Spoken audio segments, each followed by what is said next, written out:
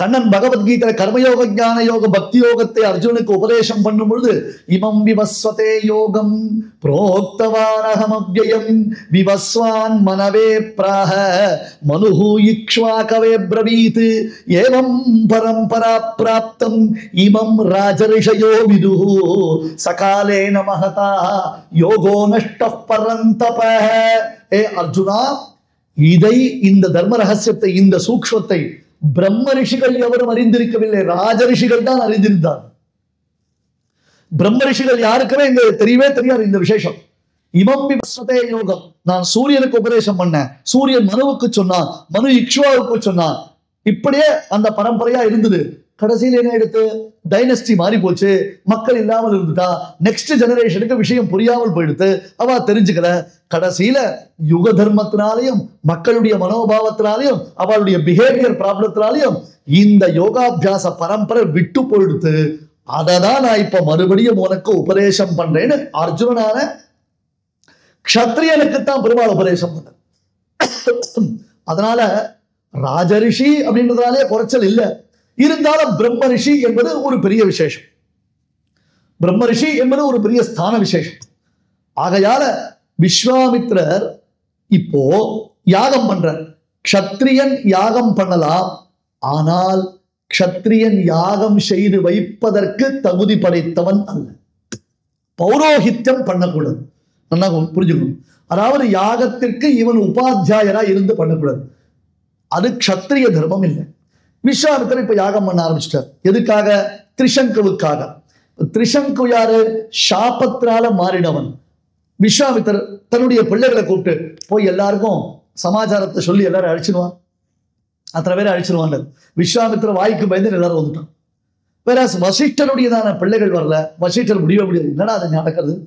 யாகம் பண்றதுக்கு அருகதையை, யாகம் செய்து வைப்பதற்கு அருகதை இல்லாதவர் யாகம் பண்ற, யாகத்தில் பங்கெடுக்கிறதுக்கு அருகதை இல்லாதவன் யாகத்துக்கு வந்து உட்கார்ந்துட்டு இருக்கான். இது எப்படி நடக்கும்? இது வைதிக தர்மம் இல்லை, இது வைதிக கர்மா இல்லை, முடியாது அப்படின்னு சொல்லிட்டு சொன்னா விஸ்வாமித்திரர் கோபம். உடனே அவளுக்கெல்லாம் சாபம் கொடுத்துட்டார். அது ஒரு தனி ட்ராக். அந்த சாபத்தினால எவ்வளவு நடந்தது. ஒரு பக்கம் அப்படி ஆயிடுத்தா. இப்போ விஸ்வாமித்திரர் யாகம் பண்ணும் பொழுது யாகத்துல தேவதைகளுக்கு ஹவிர்பாகம் கொடுக்கிறார். ஒரு தேவதை கூட வந்து அந்த ஹவிர்பாகத்தை வாங்கிக்கல. ஒருத்தர் கூட வரல. பார்த்தார், கோபம் வந்துரு.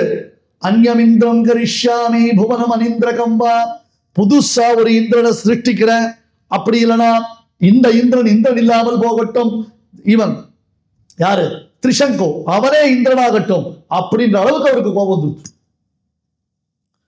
தன்னுடைய தபோபலத்துல டே திரிசங்கு இவெல்லாம் பார்க்கறது இருக்கட்டும், என்ன இவாளெல்லாம் யாகத்துல வந்து ஹவிர்பாகம் வாங்கிக்கிறது, நான் பண்றேன் பாருன்னு தன்னுடைய தபோபலத்தினால திரிசங்குவை சொர்க்காரோகணம் பண்ணின விஸ்வாமித்திரர். திரிசங்கு சொர்க்கத்துக்கு போறான். அந்த சொர்க்கத்தினுடைய வாசல் படியில கால வைக்கச்சே இந்திரன் எட்டி உரைச்சான். என்னடா நினைச்சிருக்கீங்க நீங்க? என்ன விஸ்வாமித்திரனா என்ன வேணா பண்ணுவாரா? அவர் இஷ்டத்துக்கு காரியம் பண்ணிட்டு இருக்க, போடா சத்தான் அப்படின்னு இவனை எட்டி உரைச்சான். தலகீழ திரிசங்கு விழுறான். மகரிஷே அபயம் அபயம் ரக்ஷமாம் பாகிமாம் கத்துறான். என்னை காப்பாத்துக்கும் தலைகீழ வந்துட்டு இருக்கான். நில்ல திஷ்ட தத்திரை வேண்டவர், அப்படியே நில்லு அப்படின்ட்டு அப்படியே நிக்கிறான். அங்க அந்யமிந்திரம் கரிஷ்யாமி புவனம் அனிந்திர கம்பா, உனக்கு ஒண்ணு சிருஷ்டிக்கிறேன் பாருன்னு புதுசான ஒரு சொர்க்கத்தை சிருஷ்டிச்சான். அதுல தலைகீழாகவே திரிசங்கு இருந்து அனுபவித்துக் கொண்டிருக்கிறான். இதுக்குதான் திரிசங்கு சொர்க்கம். ஒரு ஆர்வ கோளாறுல உபன்யாசம் கேட்கணும்ன்ற ஆசையில வேக வேகமா வந்து முன்னாடி உட்கார்ந்துருவான். அதுக்கப்புறம் பின்னாடி நிறைய கும்பல் சேர்ந்துருக்கும். இவருக்கு என்ன ஆயிடும், ஒரு 15 நிமிஷம் கழிச்சு இடுப்பு உட்காராது, கை கால் அப்படியே காலாழும், நெஞ்சழியும், கண் சுழலும். பகவத் அனுபவத்தில் இல்லை, கை காலெல்லாம் மறந்து போச்சு. என்னடா உட்காரவும் முடியல, ஓடவும் முடியல, உபன்யாசம் நல்லா தான் இருக்கு, அனுபவிக்கதான் முடியல. எதை போல திரிசங்கு சொர்க்கம். அந்த மாதிரி ஒரு அனுபவம் தான். பாதி பேர் இதுக்கு கை தட்டுறீங்க, என்ன சுவாமி இது எவ்வளோ உத்தமமான விஷயம் சொன்னா அதை ரியாக்ஷன் கொடுக்கல, இதுக்கு ரியாக்ஷன் கொடுக்கல. உண்மையிலே எதனா மனோபாவம் கொடுக்கல. இல்லையா? அதனால அதுக்கு திரிசங்கு சொர்க்கம் பேரு. மேலையும் போல கிழியம் போல. இங்க ஒரு விசேஷம் பாருங்க. ராமாயணத்துடைய நுட்பத்தை நல்லா ரசிக்கணும் நம்ம. யாகதிர் யஜ்ஞசீலானாம் அஹிதாக்னேஷ்ச யாகதிஹி அபராவர்த்தினாம் யாச்ச யாச்சபூமி பிரதாயினாம் மயாத்வம் சமனுஜாதா கச்ச லோகான் அனுத்தவான். ஜட்டாயுவுக்கு ராமன் மோட்சம் கொடுத்தான். ஜட்டாயுவுக்கு ராமன் மோட்சம் கொடுத்தான். ஜட்டாயு நேர மோட்சத்துக்கு போனார். யாராவது தடுத்தாலோ, யாராவது தள்ளி விட்டாலோ, யாராவது வராதேன்னு கதவை சாத்தினாலோ, பிரத்யக்ஷம் யாகதிர் யஜ்ஞசீலானாம் மாஹிதாக்னேஷ்ச யாகதிஹி அபராவர்த்தினாம் யாச்ச யாச்ச பூமி பிரதாயினாம் மயாத்வம் சமனுஜாதா கச்ச லோகான் அனுத்தமான். அவதீர்ய சதுர்விதம் புமர்த்தம் பவதர்த்தே விநியுக்த ஜீவிதஸ்ஸம் லபதே பவதः பலானி ஜந்துः நிகிலான்யத்ர நிதர்சனம் ஜட்டாயுः. சுவாமி தேசிகன் பரமார்த்த ஸ்திதியில சாதித்தார். நிகிலான்யத்ர நிதர்சனம் ஜட்டாயுः. அந்த ஜட்டாயுவுக்கு மோட்சம், தசரதனுக்கு மோட்சம் இல்லை. தசரதனுக்கு மோட்சம் கிடைக்கல, ஜட்டாயுவுக்கு மோட்சம் கொடுத்தார் பெருமாள். உண்டோ இல்லையோ? இப்போ திரிசங்குவ விஸ்வாமித்திர அனுப்பினர், இந்திரன் தள்ளி விட்டுட்டான். ராமன் ஜட்டாயுவை அனுப்பினர், ஜட்டாயு மோட்சத்துக்கு போனா. என்ன சுவாமினர்? ஏண்டா இந்திரலோகம், அதற்கு சொர்க்கலோகத்திற்கு அதிபதி இந்திரன். விஸ்வாமித்திர மனுஷலோகத்திலிருந்து திரிசங்குவ நீ அவாத்துக்கு சீஃப் கெஸ்டா போது இவர் என்ன அனுப்புறது? இது என்ன இருக்கிற நியாயம்? நீ அவாத்துக்கு சீஃப் கெஸ்டா போ அப்படின்னு இவன் அனுப்பினா அவன் வெறும் ஒரு பணம் தள்ளி விட்டான். ஆனா பெருமாள் என்ன அனுப்பினார்? நான் பின்னாடியே வருவேன், கொஞ்சம் எனக்கு கொஞ்சம் காரியம் இருக்கு, நீ நம்ம பாத்துக்க போ. கார்த்தால ஒருத்தர் பஸ்ஸை விட்டு இறங்கி வர இவர் ஆத்த கண்டுபிடிக்கிறதுக்கோசரம். அப்பதான் இவர் பால் வாங்க போயிட்டு இருக்காரு. போகச்சே பாத்துறாரு, வந்துட்டீரா, ரொம்ப சந்தோஷம் சுவாமி, தோ வந்துட்டே இருக்கேன். இந்த பாருங்க, இப்படி லெஃப்ட் ஹேண்ட் சைடு திரும்பி அப்படி ரைட்ல போனீங்கன்னா மூணாவதா வாசலே இந்த பக்கம் ஒரு மாமரம் இருக்கும், இந்த பக்கம் ஒரு வேப்ப மரம் இருக்கும், பெருசா ஒரு வாசல்ல ஒரு பெரிய கருடன் படம் இருக்கும். இதான் நம்பா, நீ போயிட்டே வரும், இதோ பின்னாடியே நான் வந்துட்டேன், அவ வாசலை காத்துட்டு இருக்கா உமக்கோசரம் தான் அப்படின்னு சொல்லிட்டு இவர் பால் வாங்க போற. அப்ப இவர் போனா அவரை வரவேற்பாளா மாட்டாளா? ஆரத்தி எடுத்து வரவேற்பாளா மாட்டாளா? ஏன்னா அவருடையதான சொக்ஷேத்திரத்துக்கு அனுப்புறார் பெருமாள். அவனுடையது, அவனுடைய ஸ்தான விசேஷம், அவன் அனுப்புறான். யார் தடுக்க முடியும்? இதே காகாசுரன் ஓடினானே, ஒருத்தராவது கனவு திறந்தாரா? சபித்ரா சபரித்யக்தா சுரைஹி சமஹரிஷிபிஹி த்ரீலோகான் சம்பரிக்ரம்ய தமேவ சரணம் கதஹ எத்திசையும் முழன்றோடி இழைத்து விழும் காகம் போல். ஓடி ஓடி போனானே, ஒவ்வொருத்தர் கனவை தட்டினானே, எல்லாரும் காலில் விழுந்தானே, ஒருத்தர் கூட காப்பாத்திலேயே. காரணம் என்ன? ராம பானம் விரட்டி கொண்டு வருகிறது என்னும் பயம். இப்படி விஸ்வாமித்திர திரிசங்குவிற்கு ஒரு சொர்க்கத்தை சிருஷ்டிச்சார். நேத்து உபன்யாசத்துல பார்த்தோம் இல்லையோ? தபஸ் பண்ணி உயர்ந்ததான அந்த தபோபலத்தை சம்பாதிச்சோம்னா மறுபடி காமக்ரோதங்கள் வசப்பட்டோம்னா அந்த தபஸ் புசு. பார்த்தார் விஸ்வாமித்திரர், அடிக்கடி கோபம் வருது, பயங்கர கோபம் வருது. ஒண்ணு சாபம் கொடுக்குறேன், இல்ல கோவிச்சுக்கிறேன், இந்த மாதிரி ஆயிடுறது. சரி, இந்த ஜனங்க கண்ணில் பட்டாதான் நமக்கு பிரச்சனை. நாம தபஸ் பண்ணும் பொழுது யாரு கண்ணிலையும் படக்கூடாது, யாருக்கும் தெரியாமல் போனோம் அப்படின்னு ஏகாந்தமா ஒரு இடம்னு புஷ்கர கஷேத்திரத்துல போய் உட்கார்ந்து மறுபடியும் தவம் பண்ண ஆரம்பிச்சேன். விடுமா விதி? ஐயோ பாவம் அவர். நாமளும் ஏதாவது ஜபகபம் பண்ணலாம்னு நினைச்சிட்டு போன் எல்லாம் கூட சுவிட்ச் ஆஃப் பண்ணிட்டு ஏரோப்ளைன் மோட்ல போட்டுட்டு காதுல மூக்குலாம் பஞ்ச வச்சுட்டு, மூக்குல இல்ல காதுல பஞ்ச வச்சுட்டு வாசல்ல டோன்ட் டிஸ்டர்ப் போர்டை போட்டுட்டு ரூம் உள்ள உட்கார்ந்துட்டு ஜபம் பண்ண ஆரம்பிக்கச்சே 1008 சங்கல்பிச்சுடுவோம். எழுந்துக்க கூடாது, பிரதிஜை வேற, உட்காந்துருவோம். ஒரு 2 நிமிஷம் கழிச்சுதான் யோசனை வரும், அடாடா ஃபேனாவது போட்டுட்டு இருக்கலாமே, சத்த அந்த ஏசியாவது ஆன் பண்ணி வச்சிருக்கலாமே, அஜுஜோ இன்னும் 1.5 மணி நேரம் இப்படி உட்காந்துக்கணுமே, 4 பக்கமும் கதவை சாத்திட்டுமே, உள்ள குமக்குமனு குமையுமேன்னு போச்சுன்னா காயத்ரியாவது சாவித்ரியாவது எங்க ஓடும்? இவர் புஷ்கர கஷேத்திரத்துல போய் உக்கிரமான தபஸ் பண்ணிட்டு இருக்க. அந்த சமயத்துல அம்பரீஷ சக்கரவர்த்தி ஒரு யாகம் பண்ணான். யாகத்துல அஸ்வத்தை அவன் விட்ட பொழுது அந்த அஸ்வம் காணாமல் போயிடுது. அப்ப யாக குதிரை காணாமல் போயிடுச்சுன்னா ஒன்னும் யாக குதிரையை மறுபடியும் கண்டுபிடிச்சு கொண்டு வரணும். அப்படி இல்லைன்னா அந்த ஸ்தானத்துல ஒரு நரபசுவை உபயோகப்படுத்தணும், ஒரு மனிதனை உபயோகப்படுத்திக்கணும். இதான் வழி, வேற வழி இல்லை. இவன் சக்கரவர்த்தி எல்லா ஊர்லயும் போய் தேடி பார்த்தா அவனுக்கு எங்கேயுமே கிடைக்கல, யாக குதிரை கிடைக்கல. அப்போ அங்க ஒரு மகரிஷி இருந்தார், ரிச்சிகர்னு பேரு, அவருடைய மனைவி சத்தியவதினு பேரு. அந்த ரிச்சிகர் சத்தியவதியின் இடத்துல போய் கேட்டான், எனக்கு யாகம் நல்லபடியா நடக்கணும், உங்களுக்கு நிறைய பொன்னையும் பொருளையும் கொடுக்கறதுக்கு நான் சித்தமா இருக்கேன், உங்க பிள்ளைய ஒருத்தனை கொடுங்களேன்னு. அவர் சொன்னார், மூத்த பிள்ளை எனக்கு கர்மாக்கள் பண்ண வேண்டிய பிள்ளை, அவருக்கு நம்பிக்கை பண்ணுவான்றது. ஆத்துவாதியா இருக்கிட்ட அக்கௌண்ட் நம்பர் மட்டும் அமைச்சிருக்கோம், நான் எல்லாத்தையும் உங்களுக்கு டிரான்ஸ்ஃபர் பண்ணிடுறேன், என்னால் வர முடியாது, எங்கள் அப்பாவுக்கு என்னென்ன கர்மா உண்டோ அதை அத்தனையும் நீங்கள் பண்ணிவிடுங்கன்னு ஆன்லைன்லேயே பண்ணிவிடுறா எல்லாத்தையும். காலம் அப்படி ஆயிடுத்து. இப்போ எதை கேட்டாலும் பணம் பணம் பணம் பணம். நான் பணத்தை வேண்டான்னு சொல்ல, உத்தியோகத்தை வேண்டான்னு சொல்ல, கல்வி வேண்டான்னு சொல்ல, அதுக்கெல்லாம் நான் விரோதி இல்லை. ஆனால் அது பேரில் நாம் பண்ணுற அட்ராசிட்டி இன்க்ரீஸ் ஆகிட்டு இருக்கு, அதை மட்டும் ஞாபகம் வச்சுக்கணும். அது பேரில் நாம் பண்ணுற அட்ராசிட்டி இன்க்ரீஸ் ஆகிட்டு இருக்கு. அதனால் மூத்த பிள்ளை எனக்கு வேணும் பாவம் கர்மா பண்ணுறதுக்கு, அதனால் அவனை அனுப்ப முடியாதுன்ட்டான். அம்மா சொன்னா சத்தியவதி, அவ சொன்னா, ஐயோ கடைசி பிள்ளை என் செல்ல பிள்ளை, அந்த பிள்ளை எனக்கு ரொம்ப பாசமானவன், நடுவில் ஒருத்தருக்கான், யாருமே கண்டுக்கல, அப்பாவும் கை விட்டுட்டார் அம்மாவும் கை விட்டுட்டார். சுனஷ்சேபன்னு பேர் அவனுக்கு, சுனஷ்சேபன்னு பேர் அவனுக்கு. அவன் சொன்னான் விஸ்வாமித்திரர் அவர் அம்பரீஷன்கிட்ட, மகரிஷே சுவாமி ராஜாவே, எங்கள் அப்பாவை என்னை கை விட்டுட்டார், எங்கள் அம்மாவை கை விட்டுட்டார், சரி வாங்க நான் போகிறேன், உங்க கூட வரேன் அப்படின்னு அவன் தலையை தொங்க போட்டு வரான்.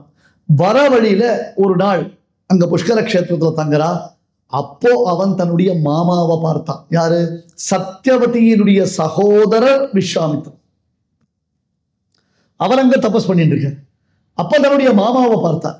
பார்த்த உடனே ஆஹா அப்படின்னு மாமா காலில் போய் விழுந்தான். என்னடா பையல இங்க வந்திருக்காருன்னு மருவானை தூக்கி கொஞ்சினார். ஐயோ இந்த மாதிரி ஆயிடுத்து, என்ன நரபசுவா கொண்டு வந்திருக்கான் ராஜா, நான் என்ன பண்றது, அப்பாவும் கை விட்டுட்டார் அம்மாவும் கை விட்டுட்டாரு. உடனே ராஜாவை கூப்பிட்டு விஸ்வாமித்திரர் விசாரிச்சார். அவன் கை கூப்பிட்டான், சுவாமி எனக்கு இந்த குழந்தை பேர்ல என்ன விரோதம், இந்த குழந்தை இடத்துல எனக்கு என்ன விரோதம், எனக்கு என்னுடைய யாகம் ரட்சிக்கப்படணும், அதுக்கு ஏதாவது வழி இருந்தா சொல்லுங்க, எனக்கு ஒன்றும் இவனை அழிச்சுட்டு போகணும் சுனசேபன் அழிச்சுட்டு போகணுன்ற அவசியம் இல்லை, எனக்கு யாகம் நடக்கிறதுக்கு ஏதாவது ஒரு வழி உண்டா சொல்லுங்க. சரி ஆகட்டும் விஸ்வாமித்திரர். உடனே சுனசேபனை கூப்பிட்ட, அவனுக்கு 2 மந்திரங்களை உபதேசம் பண்ண. உன்னை யாக பசுவா யூபஸ்தம்பத்துல கட்டும் பொழுது இந்த மந்திரங்களை நீ உச்சாட்டனம் பண்ணுன்னு சொல்ல. அதே மாதிரி யூபஸ்தம்பத்துல கட்டி வச்சா. அவன் அந்த மந்திரத்தை சொன்னான். யாகம் நடந்துட்டு இருக்கு. இந்திராதி தேவதைகள் வந்தா பிரசன்னனாகி ராஜாவுக்கு அனுகிரகம் பண்ணா, சுனஷ்சேபனுக்கும் அனுகிரகம் பண்ணா. அச்சித்ரம் அஸ்வவேதம் என்னும் வேதபாகம். அந்த வேதபாகத்தை ஜபம் பண்ணினாலே அந்த யாகத்தை செய்த பலன் நமக்கு உண்டாகும் என்று விஸ்வாமித்தர் மற்றொரு அபயப்பிரதானம், திரிசங்கூருக்கு ஒரு அபயப்பிரதானம், அடுத்தது இங்க சுனஷ்சேபனுக்கு அபயப்பிரதானம். இந்த கதையெல்லாம் எதுக்கு சொல்லணும்? ராமன் அபயப்பிரதானம் செய்வதற்காகவே அவதரித்தவன் தன் ஆச்சாரியன் எவ்வழியோ தானும் அவ்வழி என்பதை அவனுக்கு உணர்த்துவதற்காக இந்த கதை சொல்லப்படுகிறது. அதுக்காகத்தான் இந்த கதை. அகம் வேத்மி விட்ட இடத்துக்கு மறுபடியும் வர வேண்டாமா சுவாமி? 6:35 ஆரம்பிச்ச உபன்யாசமாச்சு. அகம் வேத்மி, இவ்வளவு பெரிய பாடுபட்டிருக்கிற எனக்கு தெரியுமா ராமனை பத்தி? உனக்கு தெரியுமா? தசரதா பார்த்தார் விஸ்வாமித்திரர். நாம புஷ்கர கஷேத்திரத்துல தவம் செய்தாலும் நமக்கு மறுபடி விக்னம் வருகிறதே, என்னால காமக்ரோதங்களை அடக்க முடியலையே என்று மீண்டும் உக்ரமான தவம் செய்து அந்த தவத்தை பூர்த்தி பண்ணி கிட்டத்தட்ட ஆயிரக்கணக்கான வருஷங்கள் பட்டினி, ஆயிரக்கணக்கான வருஷங்கள் பட்டினி. சாப்பாடு அப்பதான் ரெடி பண்ணி வச்சிருக்கார். சாப்பிடலான்னு உட்கார்றாரு. இந்திரன் அதிதி ரூபத்துல வந்தான். எனக்கு ரொம்ப பசிக்கிறது, சாதம் போடுங்க அப்படின்னு. பசியில கத்திடுவோம் ஈஸியா, ஏன்னா பசி தாங்க முடியாது. அந்த பசி வேலையை எப்படி பொறுத்துக்கிறதுன்றதுல இருக்கிறதா சூக்ஷம். அந்த பொறுமை இருக்கணும். இந்திரன் வந்தா எனக்கு பசிக்கிறது அப்படின்னா சரி அவர் சாப்பிட்டா கொடுத்தார். கொஞ்சம் சாப்பிடலாம் இல்லையோ, இன்னும் கொஞ்சம் சாப்பிடலாம் இல்லையோ, மொத்தத்தையும் சாப்பிட்டான். அப்ப விஸ்வாமித்திரர் கோவம் வரணும் இல்லையோ, கடுப்பு வரணும் இல்லையோ? வரல. சரி யாரோ ஒருத்தர் அதிதி வந்தார், பசிக்கிறதுனார், சாதம் போட்டுடும், பேசாம இருந்துட்டு மறுபடியும் தபஸ் பண்ண ஆரம்பிச்சார். இப்ப பிரம்மா வந்தார். வந்த உடனே எப்ப நீ உன்னுடைய காமக்ரோதங்களை வென்றாயோ, பசியை பொறுத்து கொண்டு கோபப்படாமல் இருந்தாயோ, அதனாலே நீ இனி பிரம்மரிஷி. விஸ்வாமித்திரரை பிரம்மதேவர் அழைத்தார். அவர் விட்டாரா? இல்ல சுவாமி, திஸ் இஸ் நாட் எனஃப் அப்படின்ட்டு. அப்புறம் எந்த வசிஷ்டரால நான் இந்த நிலைமைக்கு வந்தனோ அவர் வாயால எனக்கு பிரம்மரிஷி பட்டம் வரணும், அப்பதான் நான் ஒத்துப்பேன் அப்படின்னு. பிரம்மாடே வசிஷ்டரை வந்து சொல்லிடுறாப்பா, இந்த கதை இழுத்துட்டே போயிட்டு இருக்கு, சீக்கிரம் சீதா கல்யாணம் பண்ணணும், இல்லைன்னா இன்னைக்கும் சீதா கல்யாணம் நடக்காது அப்படின்ட்டு பிரம்மா. அதனால உடனே வசிஷ்டர் ஓடி வந்து நீர் பிரம்மரிஷிதான் என்று விஸ்வாமித்திரர் அழைத்தார். எண்ணில அருந்தவத்தோன், இப்படி உயர்ந்த தவத்தை செய்திருக்கிறவனாக, குரு சுஷ்ரூஷை செய்தவனாக, பல மகர்ஷிகளுடைய தேவதைகளுடைய அனுகிரகத்தை பெற்றவனாக, பல வாரம் தவறு செய்தவனாக, தவம் செய்தவனாக, எல்லாவற்றையும் அனுபவித்தவனாக இருக்கக்கூடிய நான் அறிவேன். தசரதா, உனக்கு ராமனை பத்தி என்ன தெரியும்? தபோபலத்தால திரிகாலஞானியான எனக்கு தெரியும், உனக்கு தெரியாது. அகம் வேத்மி மகாத்மானோ வேதாகமேதம் புருஷம் மகாந்தம் என்று சொல்லப்படக்கூடிய உபனிஷத் பிரதிஷ்டிதமான தேவதா விசேஷம் இவன். யாருமோர் நிலைமையன் என அறிவறியம் பெருமான், யாருமோர் நிலைமையன் என அறிவழியம் பெருமான். ஆழ்வார் பேசுவார், யாருமோர் நிலைமையன் என அறிவறியம் பெருமான். இப்படித்தான் இத்தகையவன், இந்த ரூபம், இந்த விசிஷ்டம், இப்படி இருக்கக்கூடியவன் என்று அவனை சொல்ல முடியுமா? சொல்ல முடியாது. யாருமோர் நிலைமையன் என அறிவெளிய எம்பெருமான். அறிவறிய எம்பெருமான், அறிவெளிய எம்பெருமான். அவிஜாதம் விஜானதாம், விஜாதம் அவிஜானதாம். ஈஷாவாஸ்ய உபனிஷத் சொல்லித்து என்னடானர்? அறிய முடியாது, அறிய முடியும். அறிய முடியுமா, அறிய முடியாதா? அறிந்தேன் அறிந்தேன் என்று அறிந்திருப்பவன், அறிந்தேன் அறிந்தேன் என்று சொல்பவன் அறிந்திருக்கவில்லை. எவ்வளவு அறிந்தாலும் எவ்வளவு தெரிந்து கொண்டாலும் அவனை தெரிந்து கொள்ள முடியாது என்று தெரிந்திருப்பவன் தான் உண்மையில் அவனை அறிந்தவன். யாருமோர் நிலைமையல் என அறிவறிய எம்பெருமான், யாருமோர் நிலைமையன் என அறிவெளிய எம்பெருமான். பேருமோராயிரம் பிறவுடைய எம்பெருமான், பேருமோர் உருவமும் உளதில்லை இலதில்லை பிணக்கே. தேவோ நாம சகசிரவான். ராமம் சத்தியபராக்கிரமம். ராமனை அறிவேன், சத்தியபராக்கிரமனான ராமனை அறிவேன். சத்யேன லோகான் ஜயதி தீனான் தானேன ராகவா. குரூன் சுஷ்ரூஷயா தீரஹ தனுஷாயுதிஷாத்ரவான். உலகத்தை ராமன் ஜெயிக்கிறான். எப்படி ஜெயித்தான்? சத்யேன லோகான் ஜெயதி, சத்தியத்தினால லோகத்தை ஜெயிக்கிறான். தீனான் தானேன ராகவா, தீனர்களை தானத்தினாலே ஜெயிக்கிறான். குரூன் சுஷ்ரூஷயா தீரஹ, ஆச்சாரியர்களை வெற்றி கொள்கிறான். என்ன சுவாமி இது? உலகத்தை வெற்றி கொள்கிறான், ஓகே. யாச்சகர்களை வெற்றி கொள்கிறான், ஓகே. இவன் சிஷ்யன் தானே, ஆச்சாரியனை எப்படி வெற்றி கொள்ள முடியும்? இங்க வெற்றி கொள்வதுனா அவர்களை தோற்கடிக்கிறதுன்னு அர்த்தம் இல்ல, அவர்கள் உள்ளத்தை குளிர்விப்பது. எப்படி? அவர்களுக்கு கைங்கரியத்தை செய்து, அவர்கள் மனம் உகந்த கைங்கரியத்தை செய்து, சேஷி உகந்த கைங்கரியன்னு பேரு, அதை செய்து அவர்களை சந்தோஷப்படுத்துகிறான். சத்யபராக்கிரமோ சத்யஸ்ய சத்யோனுத சத்யநேத்ரம் சத்யாத்மகம் தாம் சரணம் பிரபல்னா. அடியவர்க்கு மெய்யல் என்ன பேரினர்? தாச சத்யம், தாச சத்யம். பத்துடை அடியவர்க்கு எளியவன், பிறர்களுக்கறிய வித்தகன். ராமம் சத்யபராக்கிரமோ.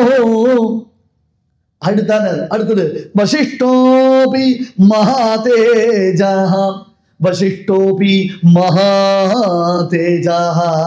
இத்தனை நேரம் என்னுடைய கதையெல்லாம் தெரிஞ்சுட்டு இருப்பியே, அந்த கதையில எனக்கும் வசிஷ்டருக்கும் 10 பொருத்தம் பார்த்தியோ இல்லையோ? அப்ப நான் ஒண்ணு சொன்னா வசிஷ்டர் கட்டாயம் அக்செப்ட் பண்ணிக்க மாட்டார் இல்லையா? உன் பிள்ளையினுடைய பெருமையை நான் உணர்ந்தவன், உன் பிள்ளைய நான் இப்ப அழைச்சிட்டு போறேன்னு சொன்னா அதனுடைய பின்னணியில பலவிதமான ரீசன்ஸ் இருக்கு. அதை புரிஞ்சுக்காம நீ அப்செக்ட் பண்ற. வேணா இந்த ஆஸ்பெக்ட்ல உன்னுடைய ஆச்சாரியன் வசிஷ்டரை கேட்டுப்பா. வசிஷ்டோபி மகா தேஜா போட்டார் பதம். என்ன அழகான பதம் பாருங்க. மகாகுல பிரசூதஸ்ய வசிஷ்ட வியபதேசினார். உள்ள வரச்சேவே தசரதன் கொடுத்த ராயல் ரிசப்ஷனை பார்த்து டேடே உன்னை வசிஷ்டர் ரொம்ப நல்லா ட்ரெயின் பண்ணிருக்காரு. ஏன்னா அங்கிருந்து பில்டப் ஆரம்பிக்கணும், பிட்டு போட ஆரம்பிக்கணும். எதுக்கு? வசிஷ்டரை அப்படி அட்ராக்ட் பண்ணமா, அப்படி அட்ராக்ட் பண்றான். வசிஷ்டோபி மகா தேஜா, சாமானியப்பட்டவர் இல்ல. இவர் வாயால நான் பிரம்ம ரிஷி பட்டம் வாங்கறதுக்கு படாறு பாடுபட்டேன். பிரம்மாவே எனக்கு பட்டம் கொடுத்துட்டாரு. வசிஷ்டர் வாய முடிந்தார். அவரே இந்த பட்சத்துல நான் இந்த சமயத்துல ராமனை அழைத்து செல்வதற்கு இசைவு தெரிவிப்பார். வருகிறாயா? நான் அக்செப்ட் பண்ணிக்க மாட்டேன் சுவாமி, நான் ஒத்துக்க மாட்டேன். ஏன்னா உங்களுக்கும் வசிஷ்டருக்கும் சண்டை இருந்தது தெரியும் எனக்கு. ஆனால் இந்த வாத்தியார் புரோகிதர்கள்லாம் ஒருத்தருக்கு ஒருத்தர் சண்டை போடுவான். அதுக்கப்புறம் ஒரு பெரிய கல்யாணம், பொண்ணாத்துக்கும் பிள்ளையாத்துக்காரர் சேர்ந்து வாத்தியார் 2 பேரும் இவதான் வரணும். வரச்சா அப்ப என்ன ஆயிடும்னா வாத்தியார் ஒன்னா சேர்ந்துருவான்.